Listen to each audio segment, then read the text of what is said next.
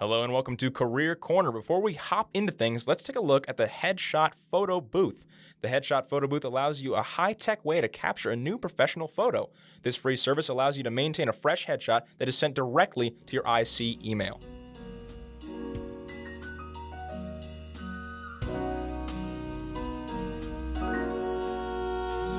Hello and welcome to Career Corner, where we answer your career cues. My name is Lukas Kauffman, and joining me today, we've got two very special guests. We are joined now in the studio over Zoom by Carpenter and Rita Bunatal to talk about starting your own business. Via and Rita, welcome to the show. Thank you. Thanks for having us. Great to have you here. So today we're talking about starting your own business. You guys both have your own businesses. So just tell us a little bit about that and a little bit about yourselves. So my name is Carpenter, and I'm a 2022 graduate of Ithaca College. I had a major in business administration, concentration management, and the minor in entrepreneurship. And I started Via's Cookies while I was a junior in college. It's been a crazy road. Long story short, I entered the demo day competitions. I was able to get a lot of prize money from those. I was pushed onward a lot by Brad Treat, Ed Cato, and Margaret Shackle. And then I started making my cookies, putting them into the community. And I have a social justice mission where I give back 5% of my profits to struggling BIPOC, that's Black, Indigenous people of color, and LGBTQ plus students. My name is Rita Bunatal. I am the founder and creative director of Malaika Collective, formerly known as Malaika Apparel Collective, which I started in 2015 as a rising senior at Ithaca College in my dorm room in T13. Initially it started off as a clothing company where, I wanted to put statement t-shirts together, really just educating, empowering Black folks, African folks of the diaspora. What was my major? I was a communications management design major with a minor in African diaspora studies. And, really wanted to combine those two. And I'm not a business girl, I'm a communications girl. So, I graduated and have been able, it's my full-time job now. It's how I survive and live. So, yes, it's amazing. It's Malaika Collective. We have changed. 2020 we pivoted, and we are now a creative collective for Black and Brown entrepreneurs of the diaspora and wanting to create safe spaces for us to gather, commune, create. And we also have Studio Malaika, which we provide creative services out of. So I also work with my cookie business full time. So that's making cookies full time is insane. And are you actually making those cookies yourself? Yeah. Oh yeah. My hands know exactly what 2.3 ounces feels like. Wow. So now we know a little bit about both of your businesses and kind of when they got started, but what's the full story on how you started your business and kind of what that looked like? So basically, junior year of college, we were in peak COVID times, and I was sitting in my apartment on the Commons, the Ithaca Commons, and the cafe Nothing Nowhere had just opened up pretty much below my apartment. And in high school, I had made this cookie recipe. I had made it so I could get class president, politics, you just bribe people. Um, I had also used that cookie recipe in high school so that I could afford things like a track uniform, a phone, a car, different things like that.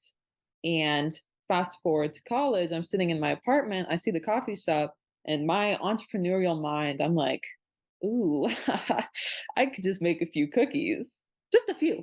It wasn't a thought like, oh, I'm gonna start a business and then da da da. No, that wasn't the plan.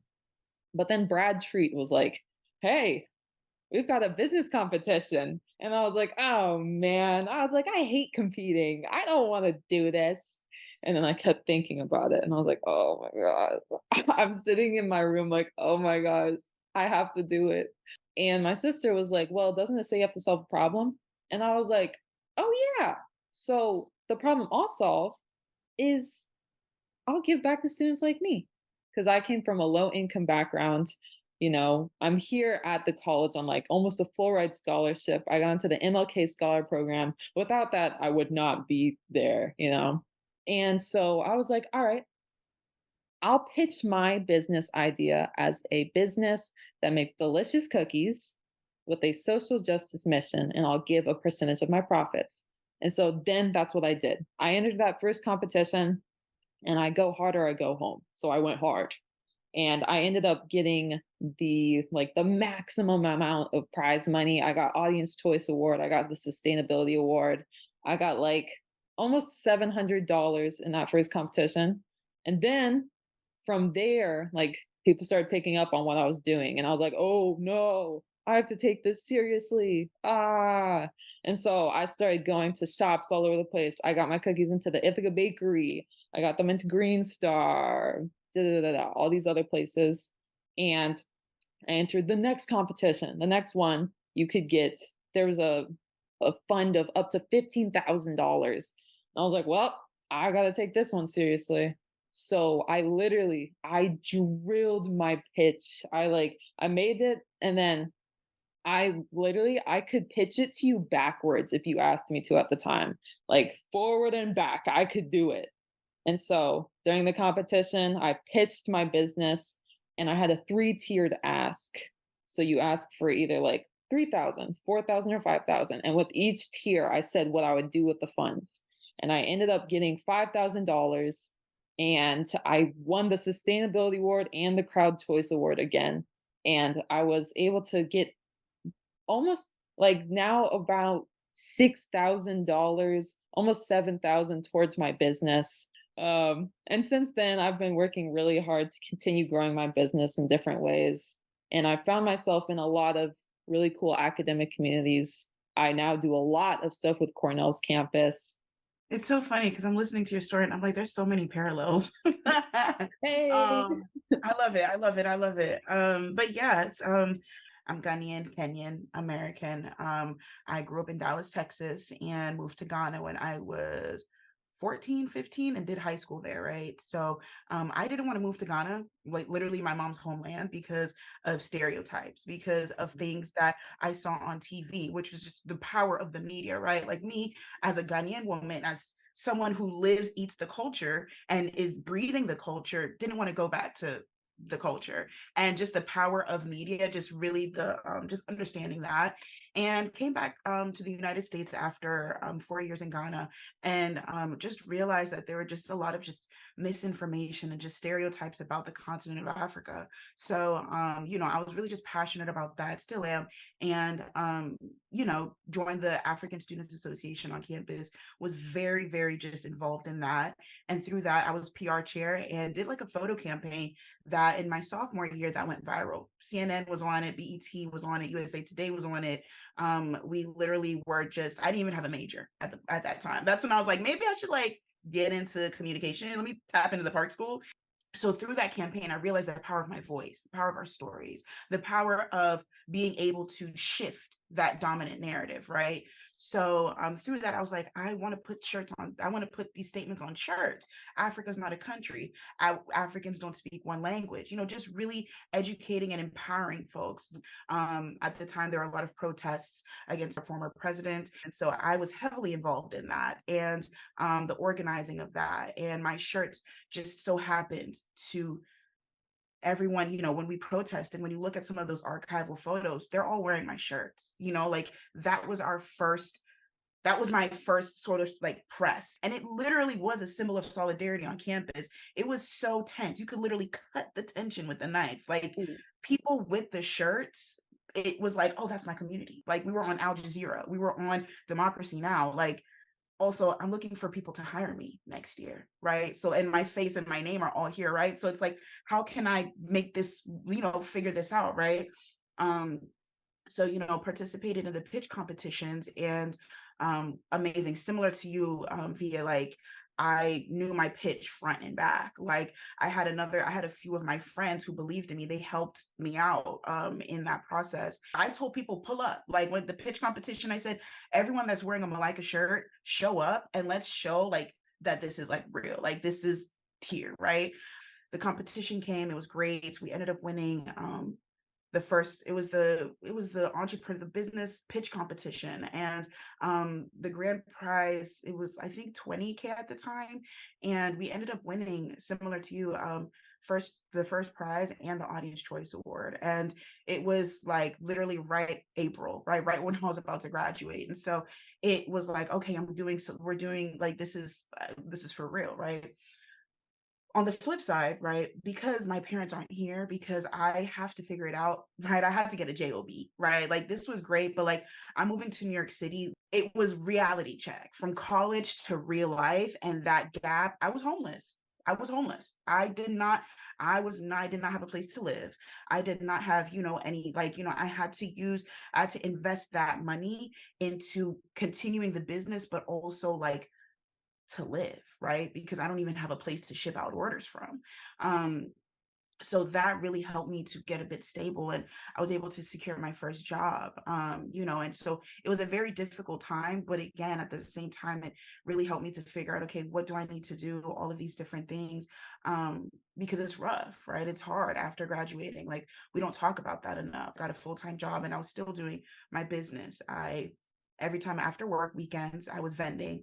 We ended up getting partnerships press from BuzzFeed, the New York Times. We ended up getting a whole bunch of just great press, vending at great events and building up our network. And in 2020, with the pandemic, we had to shift. People love the creative work that we're doing. They want to be involved. They want to help tell their stories. They want to learn, how did I do it? Because I didn't come from whatever, like I'm figuring this out as I go, but I'm also making these milestones happen. They want to learn how I'm doing that. So how can I build a community for folks like me? But that's kind of a gist of the genesis of Malaika. Take me under your wing. I'm coming. I'm literally on my way right now. Yes. It sounds like you both started your business while in school. What are some things that students looking to create their own business and go into this field, what are some things they can do now, whether they're at Ithaca or college somewhere else? What can they do now to set themselves up for success? Talk to Brad Treat. Brad Treat is a professor in the business school at Ithaca College. He also works at Cornell, and he works as part of Ithaca Ithaca Startup Works. He's also on my advisory board. So Brad Treat, he's an all-around great business coach and confidant. One of the things that really helped us is our network.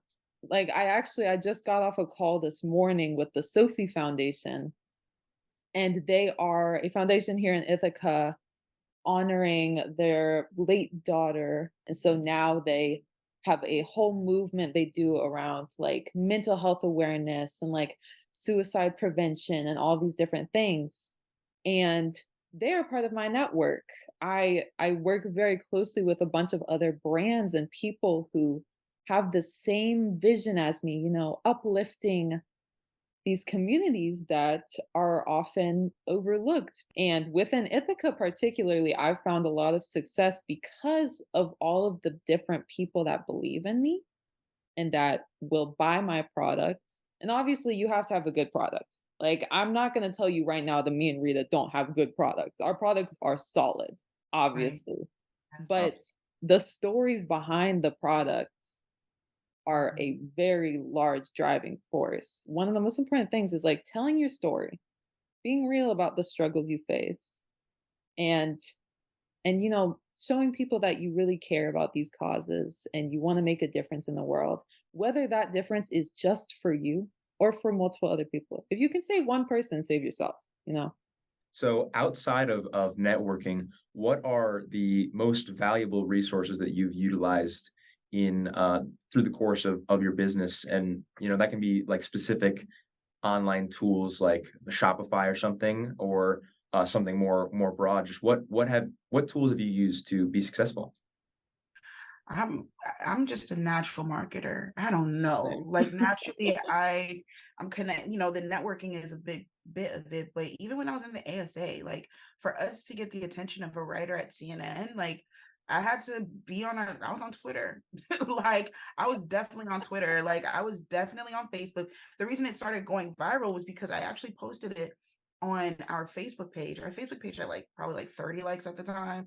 Now, when you look at it, it has over 1,000, maybe like close to 2,000 now. Marketing, like tapping into like very guerrilla marketing, like tactics, like no Social media. cost, like exactly, like even with influencers, right? Like I have great relationships with influencers because, of just caring, right? Like believing in them when I'll have my ears on the ground. Like I'm always like on top of like, okay, what's happening here? Who are the folks we can reach out to here? Like, what are some things, what are some content ideas that we can do? Because we also work with clients, right? So like we also need to know like digital, like marketing best practice. Like we need to have our ears on the ground, basically. And then it turns into the word of mouth. Sometimes it really comes from the internet. It comes from posting something online and they're like, oh my God, I use Facebook groups. I join different like entrepreneur groups or like, business groups. And like I've had all this press that's been organic. Like I've never paid for press. Like I had someone emailing me saying, oh, we want to charge you for a slot on ABC7. And I was like, absolutely not. I don't pay for press. Now you do what works best for you. If you don't have the money, don't spend it. Like figure it out. That's another lesson. I I have a a nice social media presence. I get a lot of attention in Ithaca particularly. Obviously, I'm gonna have to consult Rita on how to get into BuzzFeed and Beyonce's stage or whatever. We'll But tap in. I'll connect you. Don't even worry. Don't even you know, worry. you're in the 8-year journey. I'm only on 3 years now. You're Maybe doing great though. For 3 years just out of college, like, I feel like we don't give ourselves enough credit for that. Like, true. True. People really like a good story and a true story. Obviously, don't make things up. Um, but just being at events, going and telling my story, inspiring people, being kind to folks. Like I've had people come up to me after like a year and say, hey, I ran into you at a market like a year ago and you gave me a free cookie because I was having a bad day. And I still think about that. And I'm like, wow, um, oh my gosh, that's good. Obviously, we have a lot of apps and things out now. Like you can use AI tools to streamline reaching out to people through email. And you can get people within your cohort at Ithaca College to help you market and use their skills.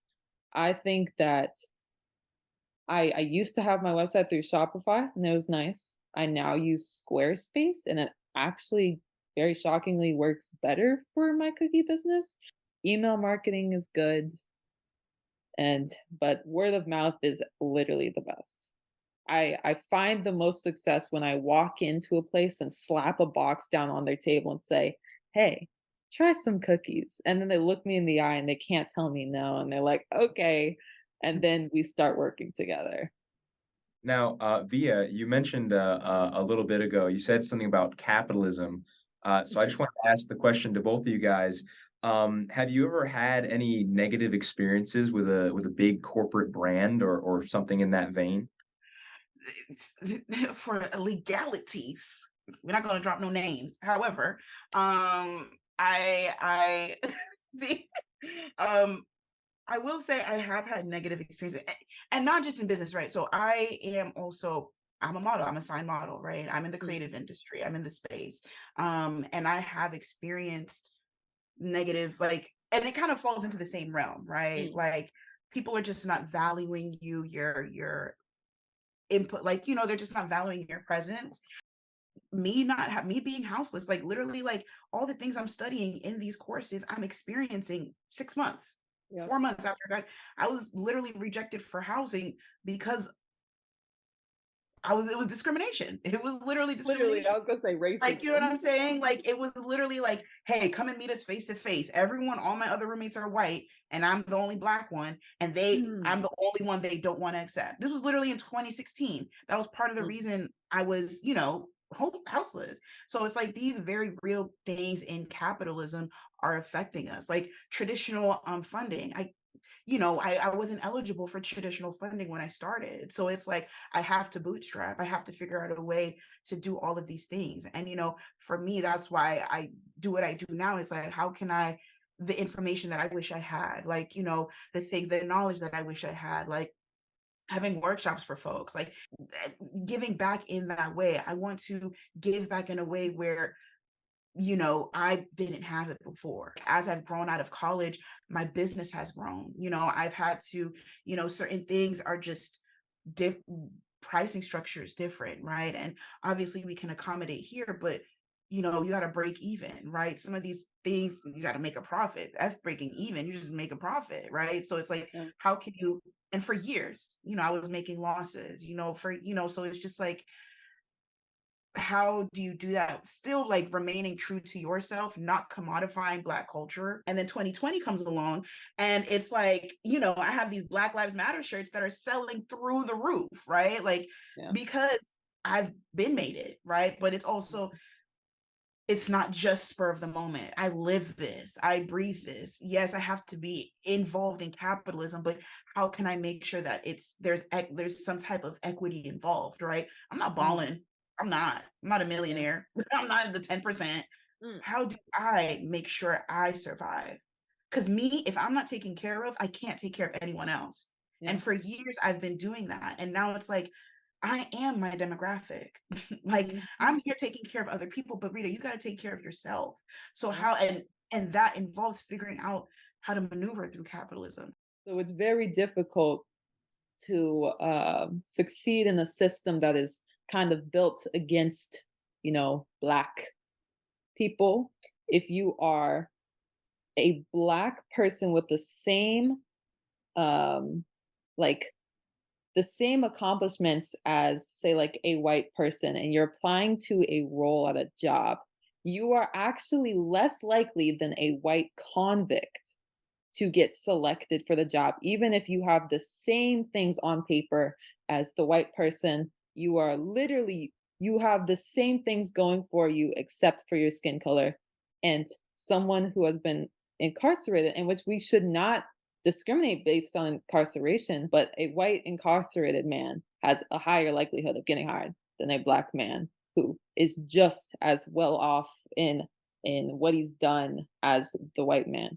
And I haven't faced any direct persecution by a large corporation or anything like that.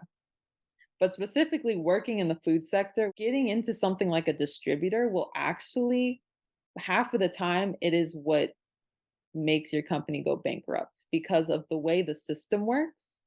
I won't get into the nitty gritty of it, but essentially you have to work really, really hard and doing grassroots, reaching out, all of this different stuff in order to find success. Because if you try to make it big, you might just go bankrupt. And then the other day, I faced a very interesting situation where I almost got selected to be the personal assistant. I was looking for a part-time job because honestly, I like to make myself busy. And I was going to be the personal assistant for this celebrity. And she told me straight to my face, she was like, no, even though I got through several interviews, she was like, I don't want you. And I was like, oh, okay. I was like, what did I do wrong? And she was like, because you are a food business and I think that you're going to try and take advantage of me. And I was like, girl, what? And then she dug herself in a very deep hole by being very discriminatory towards me, but also sounding quite like she had low self-esteem and she thought I might outshine her on the red carpet or something. And I was like, okay, so we can make it this far, but because of this capitalist society, which has pit us against each other, she automatically assumes out of the gates that I am here to take advantage of her rather than help her in her business. And that sucks. Other than that, there are just a lot of microaggressions, but I tend to not do business with people who don't like me. So I miss most of the stuff that wasn't meant for me because they just aren't going to respond anyway. And that's another lesson I've learned too. Like, what's not like things that are made for me are going to find me, and things that Yeah. are not my tea, that's okay. Like Don't it's miss me. not, because people are going to discriminate against you. Like as they're going to take, I've done pitches as an agency facing.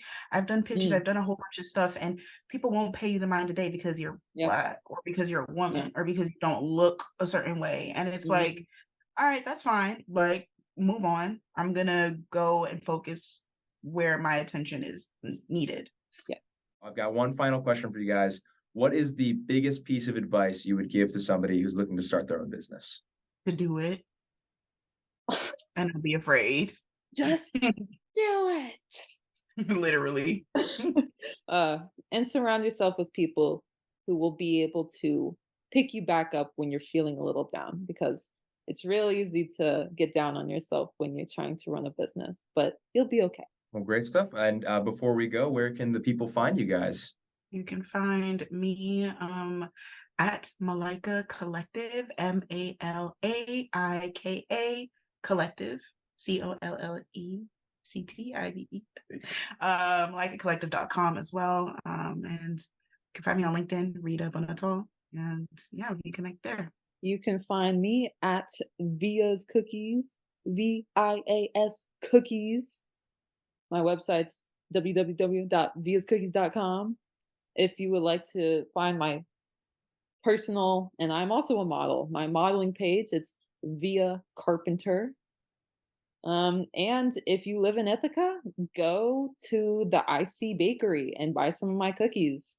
Go to Ithaca Bakery downtown, buy some cookies. Go to the Strand Cafe in the Canopy Hotel and buy some cookies, or just buy some off my websites. Via, Rita, thank you so much for joining us here on the Career Corner. And folks at home, you don't have to wait for our next episode to get career guidance. You can visit office hours every weekday from 11 to 2 in Muller Faculty Center 101. I'm Lukas Kauffman, and this has been Career Corner.